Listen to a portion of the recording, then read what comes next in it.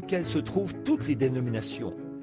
Et vous devrez soit appartenir à l'une de ces dénominations, soit être mis à la porte.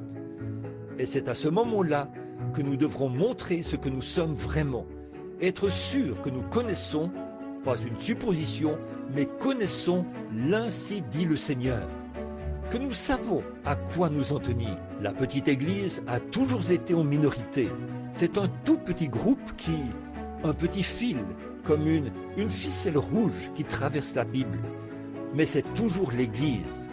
Tâchons de nous en souvenir. Maintenant, juste un petit commentaire avant que nous lisions de nouveau.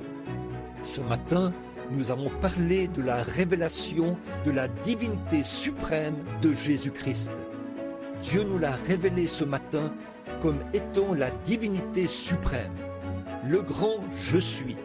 Pas j'étais ou je serai, je suis. Toujours, nous remarquons dans ce premier chapitre de l'Apocalypse. De qui est-ce la révélation? De Jésus-Christ. Quelle est la première chose qu'il révèle à son sujet ici? Qu'il est le Dieu du ciel. Pas un Dieu en trois, mais un seul Dieu. Un seul Dieu. Et c'est ainsi qu'il se révèle dans le premier chapitre de l'Apocalypse.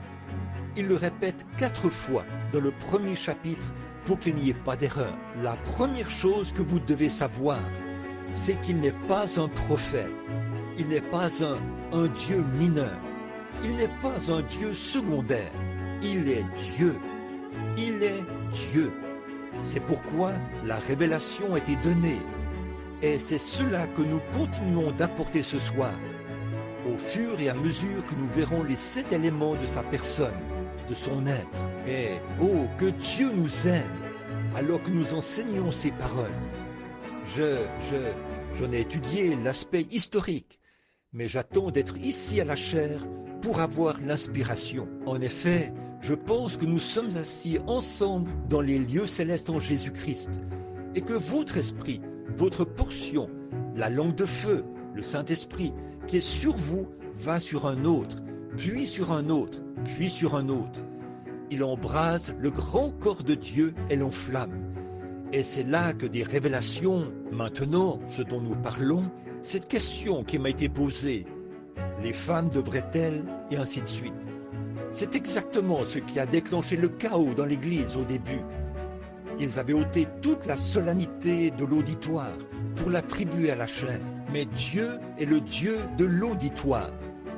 Il agit dans chaque être humain. Il vit dans chaque cœur dans lequel il peut entrer. Il trouve ces personnes qui ont des dons et il agit à travers elles. Maintenant, si le diable ne peut pas les avoir sur quelque chose, alors il vient et fait un grand conglomérat de rien du tout, ce qui éloigne les gens. Comme Paul a dit, quand vous vous assemblez, si tous parlent en langue, et qu'il survienne un homme du peuple, ne dira-t-il pas, vous êtes fous, insensé, quelqu'un qui parle en langue, et ceci, cela, en désordre et tout, ça ne marchera pas. Mais a-t-il dit, si quelqu'un prophétise et révèle le secret du cœur, alors ils diront, Dieu est réellement au milieu de vous. Mais si quelqu'un parle en langue par révélation et en donne l'interprétation, quelque chose pour l'édification de l'Église, alors l'Église entière en sera édifiée. Si Dieu parle par l'entremise de quelqu'un dans une langue qui nous est inconnue, s'il donne cela à l'un et en donne l'interprétation à un autre, s'ils disent une certaine chose qui s'accomplit exactement tel que cela a été annoncé, alors l'Esprit du Seigneur est parmi vous. Et forçons-nous d'obtenir cela, les amis.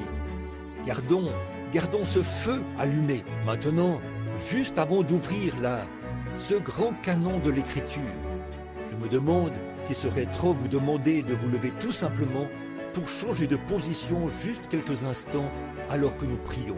Dieu Tout-Puissant, toi qui as ressuscité le Seigneur Jésus d'entre les morts et nous l'as présenté après 1900 ans comme le Dieu infaillible du ciel, nous te remercions pour cela et aussi pour sa présence parmi nous jour après jour dans notre marche quotidienne. Et nous sommes si heureux de savoir qu'en cette heure de confusion où le monde ne sait quoi faire, Ils creusent des trous dans le sol et ils se font des fortifications en béton.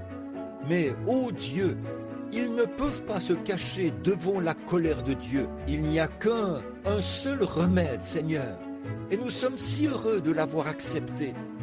Quand je verrai le sang, je passerai par-dessus vous. Oh, combien nous sommes heureux d'avoir ce soir cette protection entièrement suffisante du sang de l'agneau de Dieu, le souverain sacrificateur, qui est dans la gloire ce soir et qui intercède sur la base de notre confession. Nous sommes si heureux de l'avoir au milieu de nous ce soir. Le grand orateur, le grand Saint-Esprit, le grand donateur de l'onction, le grand donateur de la vie. Maintenant, Seigneur Dieu, alors que j'ai convié ces gens ici sous ce toit ce soir, et que nous nous sommes assemblés ici en tant qu'Église, ou une partie de celle-ci, nous ne nous assemblons pas au nom de ce tabernacle, ou au nom d'un quelconque individu, mais au nom de Jésus-Christ. Puisse l'esprit qui dominait sur son corps et sa pensée, et qui le contrôlait, venir en nous ce soir pour interpréter la parole et prêcher la parole, et la donner à nos cœurs affamés, alors que nous nous attendons à lui, car nous le demandons en son nom et pour sa gloire. Amen. Veuillez vous asseoir. Maintenant, vous qui avez vos Bibles, prenez Apocalypse chapitre 1 et commençons au verset 9. Prenez vos crayons et du papier. Je vais essayer de vous donner quelques dates et ainsi de suite, au fur et à mesure que j'avancerai. Bon, en fait, ce matin, ça avait plus l'air d'une prédication, alors que je posais le fondement de la divinité, de la révélation. Dieu qui se révèle en Christ. Combien croient cela? Dieu a été révélé en Christ. Jéhovah a été révélé en Christ. Maintenant, où est-ce que Dieu doit être révélé? Dans son Église, au milieu de son peuple, en nous. Le même esprit, les mêmes œuvres, la même manifestation, le même amour, le même pardon, la même longanimité, la bienveillance, la patience, la paix, la miséricorde. Tout ce qui était en Christ est dans l'Église. Rappelez-vous, gardez ceci à l'esprit. Tout ce que Dieu était, il l'a déversé en Christ. Il était la plénitude de la divinité corporellement. Et tout ce que Christ était, il l'a déversé dans l'Église. Dieu au-dessus de nous. Dieu avec nous. Dieu en nous. La triunité de Dieu. Dieu s'est manifesté de trois manières différentes. Père, Fils, Saint-Esprit. La révélation a montré qu'il n'est pas trois dieux et qu'il n'est pas non plus coupé en trois morceaux, mais il est un Dieu unique qui était Dieu au jour de la paternité. Il était Dieu auquel se trouve